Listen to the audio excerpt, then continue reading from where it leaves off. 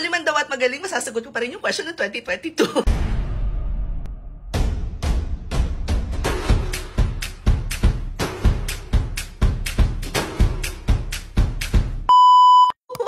Sorry na. Sabi nila, normal lang bang i-disclose yung bank account pag magsa-sign up ka sa mga platform? And the answer is yes, because doon nila ipapadala yung sahod mo. Now, keep in mind na iba't ibang platforms, iba-iba yung inyong pinakang magiging experience sa kung paano mag-add ng inyong bank account information. But, let's just say for the purpose of this video na kayo ay maglalagay ng inyong payment method sa Upwork. Let me show you how. Step number 1, go to your account, log in, tapos click nyo to. Pagkatapos, click on account setting. Dito sa side, click on Get Paid. From here, dun yung ilalagay Add a Method. It will then give you all of the payment options na pwede ninyong gamitin sa pinakang platform. Now, keep in mind na iba't ibang payment platform, iba-iba rin yung fee na associated with it. I highly recommend you do the direct to local bank account route kasi 99 cents lang siya. Just a heads up guys ha, pag magbibigay kayo ng bank account information nyo, bank name, yung routing number lang, yung bank number, tapos yung pangalan ng owner sa banks. Hindi kayo magbibigay ng passwords or anything else.